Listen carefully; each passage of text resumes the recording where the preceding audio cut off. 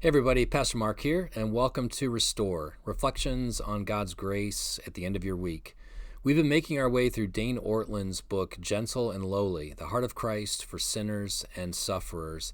And this week, we get near the heart of Christ by talking about the way in which he is able to sympathize with us in our weaknesses. Now, I'm going to tell you a story in just a second about Drew Robinson, who's a Major League Baseball player. But before I do, let me read for you the passage upon which this reflection is based. It's from Hebrews 4:15, which reads like this: "For we do not have a high priest who is unable to sympathize with us in our weaknesses, but one who in every respect has been tempted as we are, yet without sin." Now, when we think about that verse, I think we tend to think of it in terms of the temptations that we face. In his humanity, Jesus was tempted. We're tempted now. But when we're tempted, we can remember that Jesus is able to sympathize with us in the weakness of our temptation. And that's true, but I think there's more to this verse that we tend to overlook. First, that word tempted can also be translated trials. So Jesus is able to sympathize with his people in every kind of trial because he's been there. But second, his sympathy for his people in their trials is something he feels right now. And that's what Ortland really focuses on in this chapter.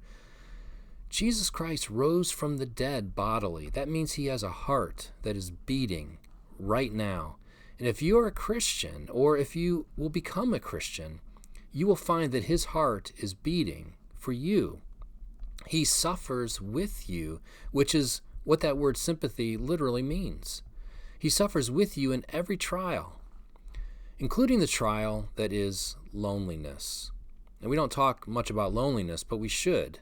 An Oxford academic study from 2018 found that the risk of early death from loneliness was equivalent to smoking 15 cigarettes a day. Loneliness, in other words, can be fatal. And that brings me to the story of Drew Robinson. Drew Robinson is an outfielder for the San Francisco Giants. Back in April, 1 month into quarantine, he was confined to his house alone, and he tried to take his own life. Now, he makes clear in the article that his loneliness that he was feeling then predated the isolation of quarantine. He says that for years he had lived in what I'm going to call a self-imposed emotional quarantine, cut off from others, determined to never let anyone know just how alone he felt. Thankfully, he survived. I wish he had known then that there is one who knows his loneliness.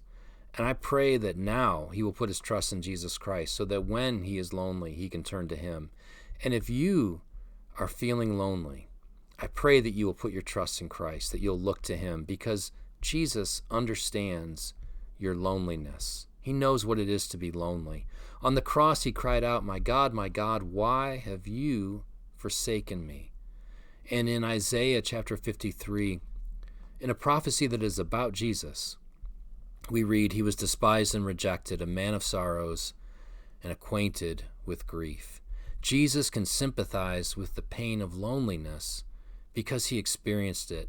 And the sympathy that he feels for those who are lonely, he feels now. Not theoretically, but literally and deeply.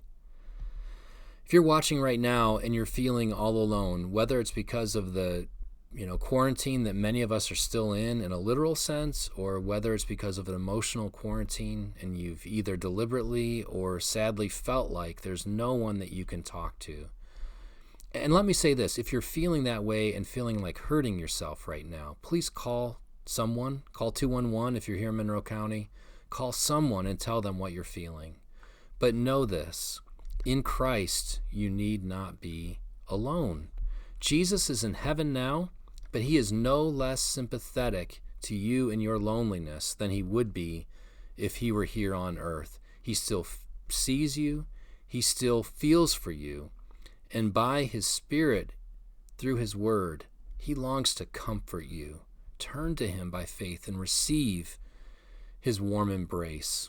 I'm going to wrap up with a quote from the book. Ortland writes this: "If you are in Christ, you have a friend who in your sorrow will never lob down a pep talk from heaven. He cannot bear to hold himself at a distance. Nothing can hold him back. His heart is too bound up with yours." I'll put a link to Ortland's book in the description below. If you're watching on YouTube and haven't subscribed to this channel, I encourage you to do so by clicking on that subscribe button at the bottom right of your screen. And if you know someone who may be encouraged by this message about the sympathy of Christ, please pass it along. And may God restore to you the joy of his salvation.